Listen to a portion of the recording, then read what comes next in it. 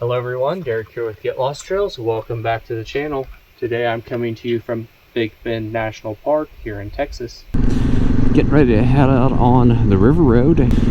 Gonna drive a loop. I'm starting today from the southeast side of the park at Rio Grande Village area, but you can start this from any entrance or anywhere in the park.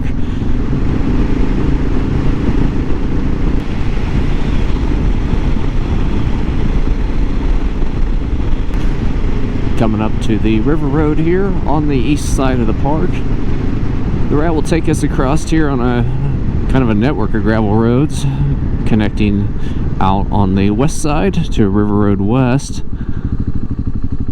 I don't know a lot about this road, never been on it before, so it'll be an interesting experience, I'm sure. I think it's pretty decent. I mean, it's somewhat maintained. It does say four-wheel drive required. The route, I believe, will be about 50 miles or 80 kilometers on the gravel here from one side to the other, and then of course whatever you choose to connect or however you continue your day. But if you do it as a loop, as I'm planning to do it, continuing back around on the highway, I believe that's also just right at another 50 miles or 80 kilometers. It is a beautiful morning out today here in the latter part of January. Pretty chilly out first thing before the sun came up though. I had 33 degrees. It's a little after 9 o'clock now. As soon as that sun peeks out, I mean, it went from 33 degrees to 45, 48 degrees within a half an hour. So I did wait for it to warm up a little bit. If you're headed into Big Bend, just be prepared to be a little self-sufficient. There is, unsurprisingly, kind of limited services down in here. There's gas at Panther Junction as well as Rio Grande Village. There is no gas over at Castolon on the west side. There's a small store there. There's a restaurant at Chisos Mountain Lodge.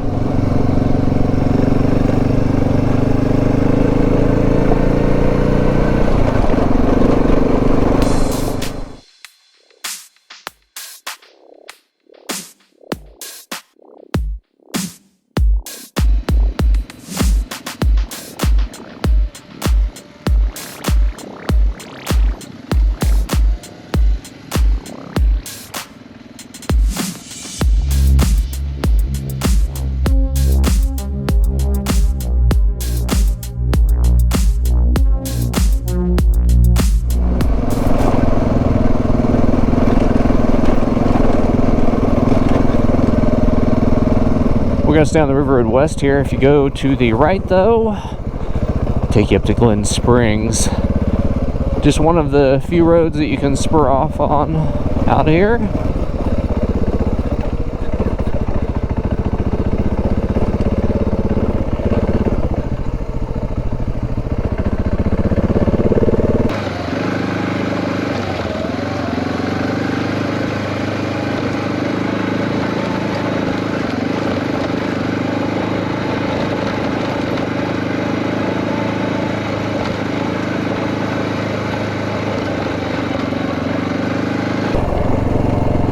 This is the first time I've been riding in a wash for any extended period of time, but it's pretty firm, pretty packed in here. Solus is to the left.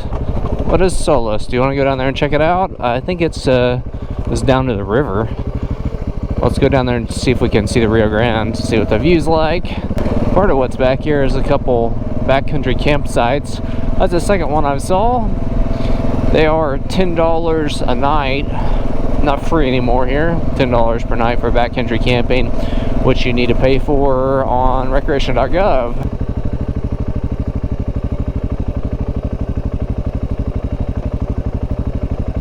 Hi there. Hi. I think this goes on down to the river here, it looks like. In fact, I think we've exited the boundaries of the park, according to that map. Okay, so it kind of looks like we've maybe reached a bit of a dead end, but probably right on the other side of this brush is the Rio Grande.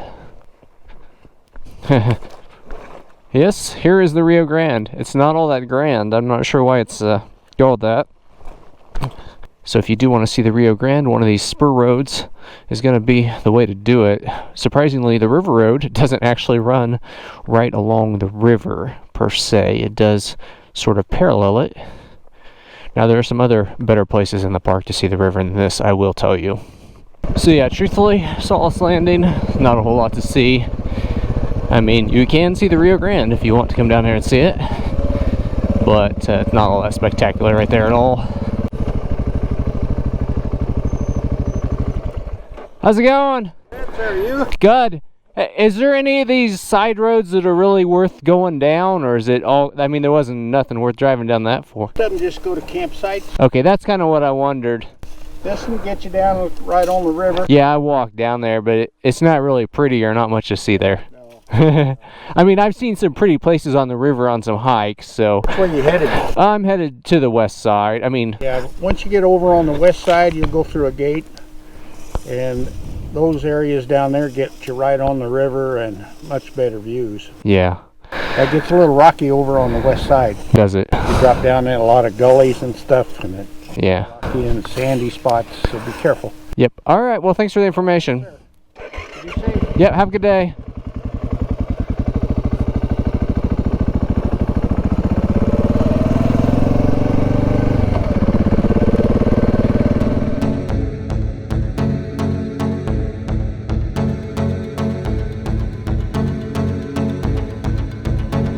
I'm not exactly sure what this is we're coming into here, but you can see quite a complex of buildings. I don't know, there may be some old mines out here. I think there was quite a few. Let's see if we can, there's a pretty big structure up there on the hill. Let's see what the sign says up here. Mariscal Mine. Discovered by Martin Solis in 1900. Ed Lindsay developed the mine, and yes, okay, the mine closed in 1943. Kind of interesting though. Let's see if we can get up here a little closer to some of this. Well, it looks like you can't drive clear to all of it, but I'm sure we can walk from here. Be pretty cool to walk up there on the hill to that complex.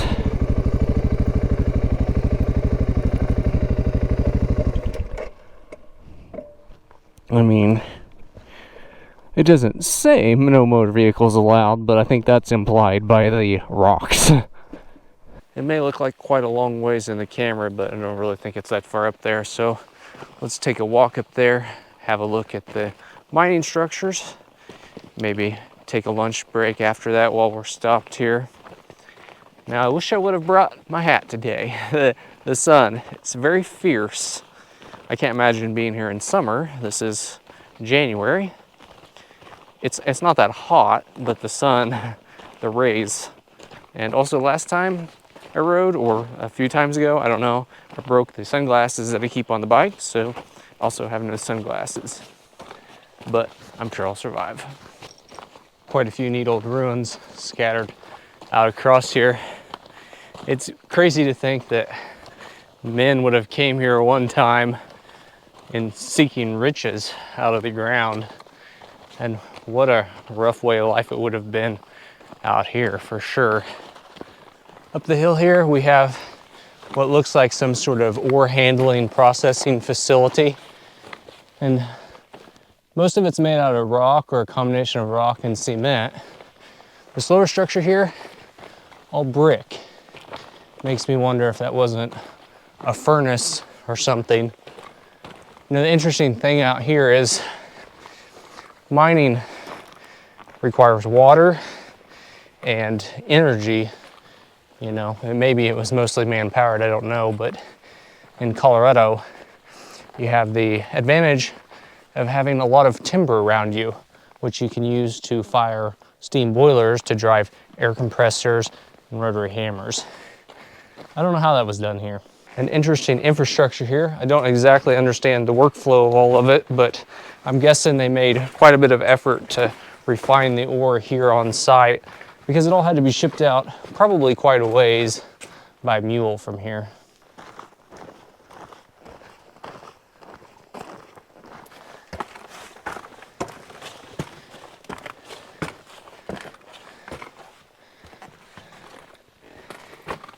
You probably don't want to try to walk out on the second floor nowadays. Now under us would be a vertical shaft going deep into the earth. And I realize you can't smell, but there's a strong smell of sulfur coming out of here. And you probably can't see down in there, but if you could, oh, you can see a little bit. There's a shaft that goes down in there. No idea how deep the mines were here, but that would have been a pretty rough place to work.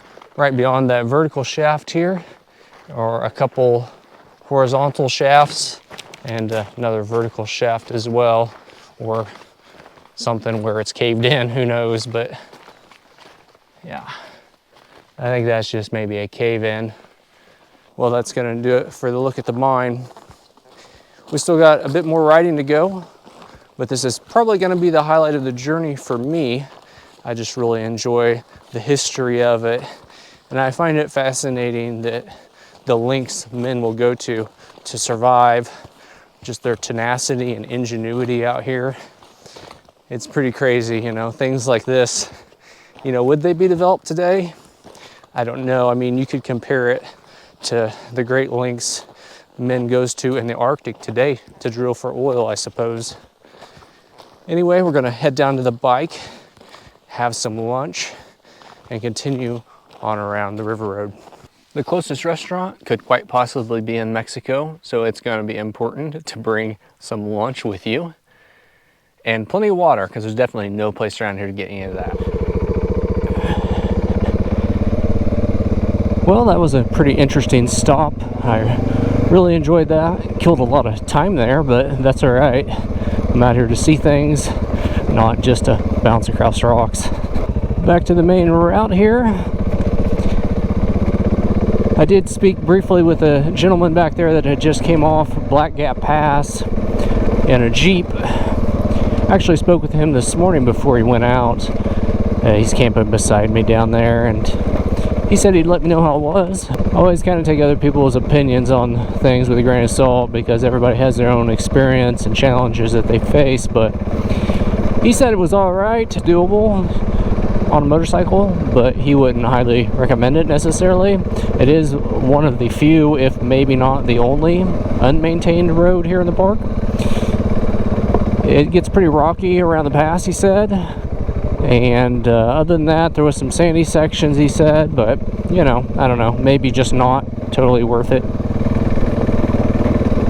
other than just having the experience of driving the road itself. And I don't think there's much particularly to get out of it except some more scenery, I suppose, if you haven't got enough of that already. I do feel like maybe it gets a little prettier here over west as we get a little closer to those mountains off in the distance.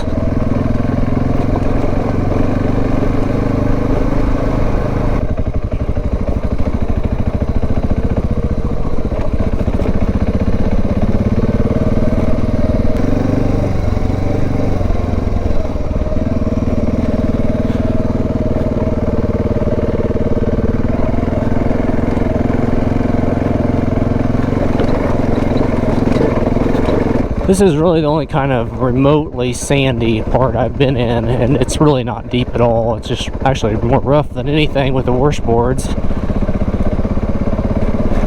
Now we're coming up to the intersection with Black Gap. That route is the one I was talking about earlier with the gentleman in the Jeep. If you want to go ride some more aggressive stuff, that's probably more for you.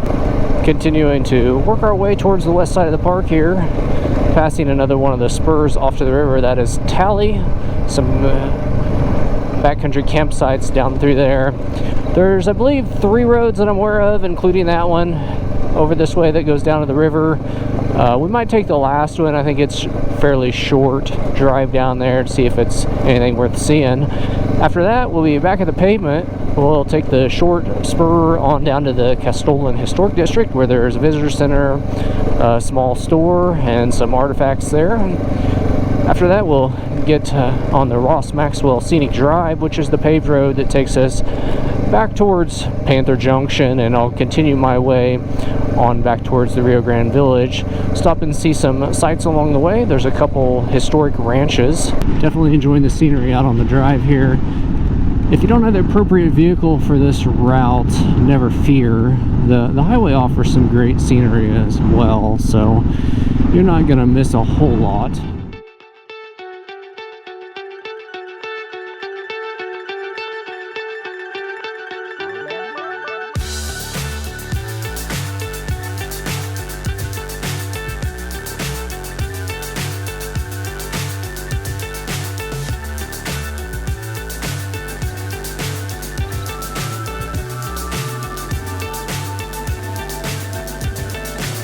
So high I'm hypnotized. What's up is down, what's left is right. Chasing stars and holding you. I can't see the end, but we'll see it through. I'm not really sure where the road goes. Oh, it went that way, I think. Oh, it doesn't go this way. Oh!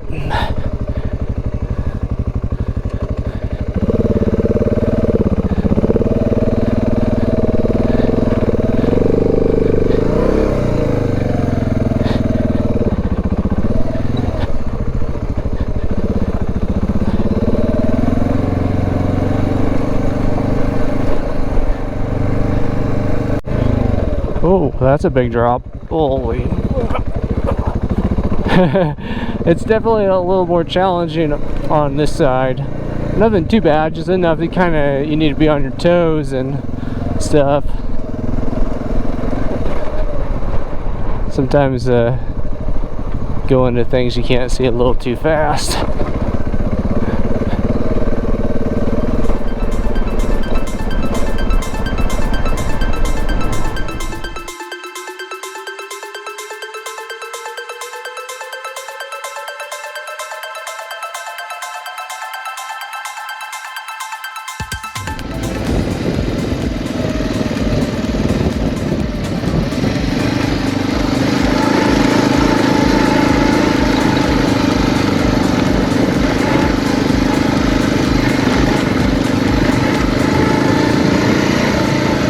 Definitely, as you get over west here, it gets a little more interesting, a little more challenging. I know I probably said that a few times.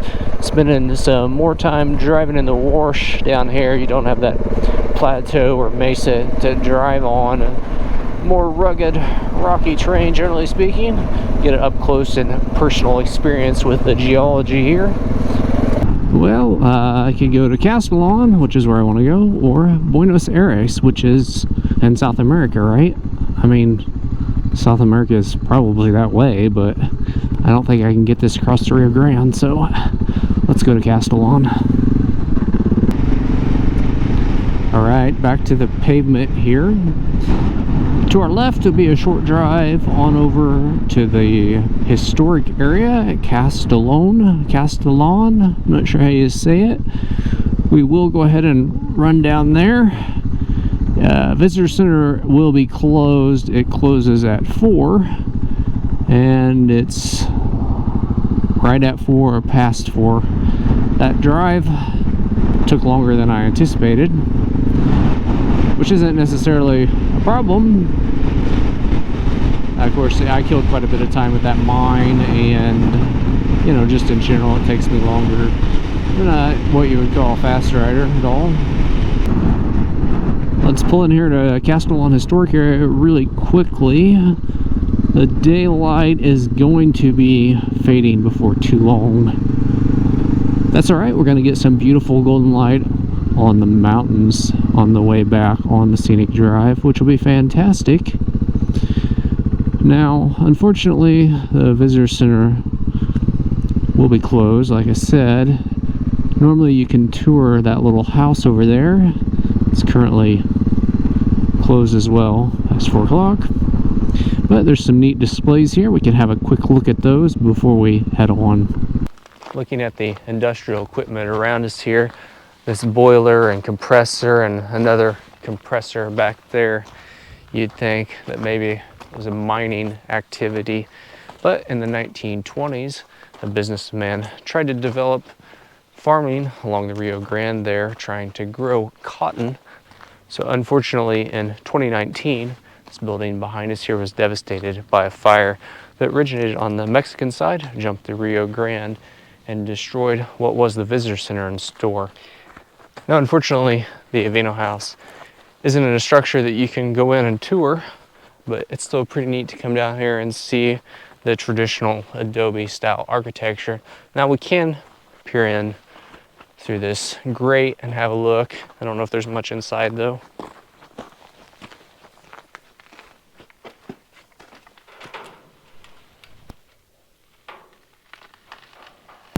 Coming out of Castolon Visitor Center historic area here. To the right will take us back towards civilization, back up towards Panther Junction, and to continue my loop on back to Rio Grande Village area. Taking the left will take us towards Cottonwood Campground, where we don't want to go, but 8 miles down here at the end of the road is St. Elena Canyon. It is a narrow canyon that you can hike back into if you want. There's also just an overlook area for it. There's also a farmstead up here on our right. It's a javelina, boys. Hello. Hello, Mr. Javelina. Coming up off to our right here at the Dorgan Sublett Trail, there's also some ruins of the old farmstead here. Mr. Sublett and his wife owned like 2,000 some acres there. I'm gonna, by the magic of editing, I am gonna cut you to a clip about that right now. James and Melissa Sublett moved here to Castolon in 1913, moved into the Aveno House that we saw earlier in 1914. By 1918, they had amassed over 2,560 acres of farmland here in the region and built a couple properties, including La Casita that we see here, or what remains of it.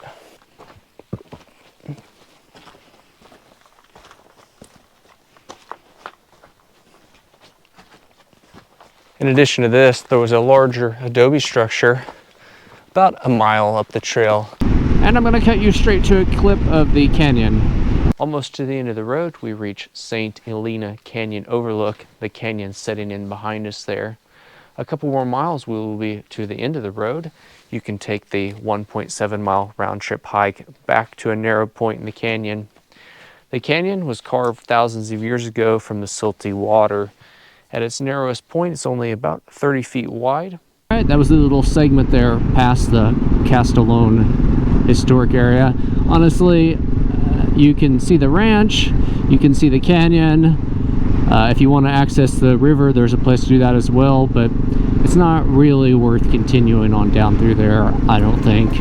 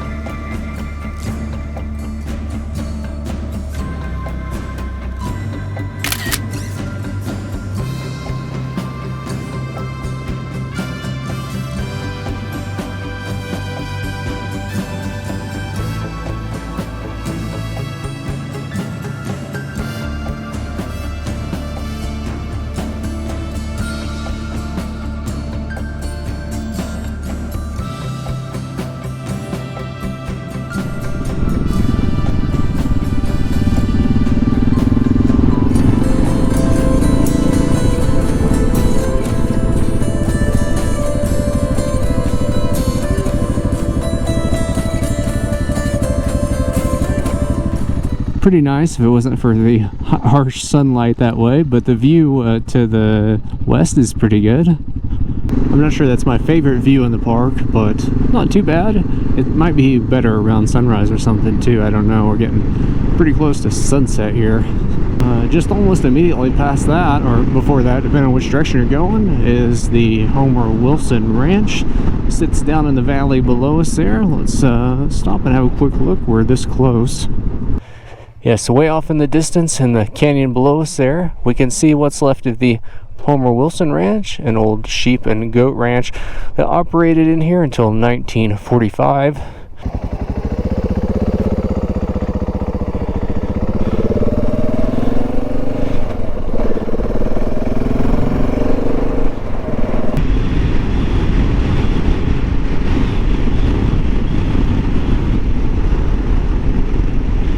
Just going past the Neill Ranch there. By, again, the magic of time travel, I'm going to take you for a walk around that. Have a quick look at it. The sun is gone off of it now.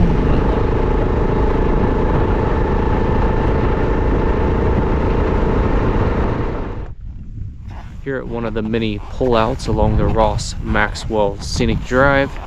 Probably the prettiest scene is behind us there right now. The sun is starting to set to the west, casting its glow on the mountains there. Great time of day to be driving it. Sun will be going away before too long. We're not too far from Panther Junction. We're going to continue the paved road on back towards Rio Grande Village, which is pretty in and of itself, but certainly not as spectacular as this portion over here. So I'm going to continue on back. We'll show you a little bit more of that as the sun continues to fade away.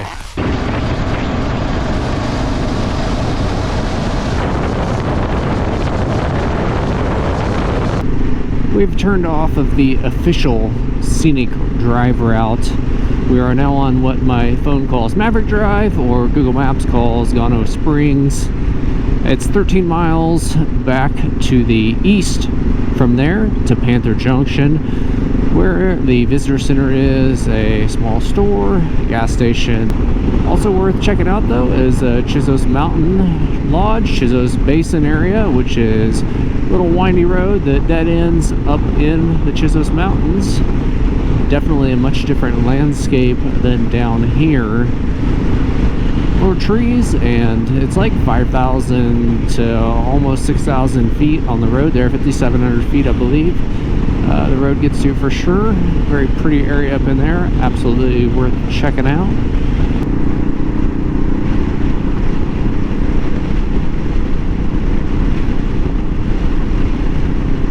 There are several other roads you can check out here as well. Quite a few unpaved roads within the park. I haven't been on really too many of them. I did go down to the hot springs one night. You could drive about anything down there. That's a pretty good road, and it's not very far down to it, and it's absolutely worth going to the hot springs. I don't know how well it stands out in the camera, but off in the far distance, the direction we're headed actually, that is amazing pink light on the mountain right now from the sun setting. Now, of course, the station's closed at this time of day, but these pumps here are 24-hour credit card. The pumps at Rio Grande, however, Rio Grande Village, are old-fashioned pumps, and I don't think they take credit cards. I've got to put some more clothes on anyway, because it's getting quite cold out very quickly with that sun going away. Just passing the Panther Junction Visitor Center there, on our way towards Rio Grande Village, where I'm camping. Also, it is Boquillas Crossing down there. You can cross the Rio Grande by foot or on a John boat if you'd like to pay $5. There's an official border crossing on the US side at least. Alright guys, we're 20 miles from where I need to get back to today at Rio Grande Village. Honestly, I probably wouldn't even normally include this section in this video because it's not the most exciting, although it is quite pretty off in the distance. The sun is pretty well gone, some residual light still. I will probably throw some B-roll in there as we wrap this up and get back. I sure hope you guys have enjoyed today's video. If you have, be sure to hit that thumbs up button to let me know. Be sure to subscribe if you haven't already so you don't miss my other adventure videos. I'm not sure what else I'll have here from Big Bend. I know I definitely will have a hiking video, and I may do a couple short snippets of some other stuff as well. But I do recommend coming down here. I really enjoy this park. It's kind of a hidden gem down here in Texas. Okay, we're returning back by River Road East there, where we started this morning. So I guess you could call that a full circle, but gotta continue on back to the Rio Grande Village area. The sun, it's really hanging in there longer than I thought it would. It's kind of pretty even at this low light.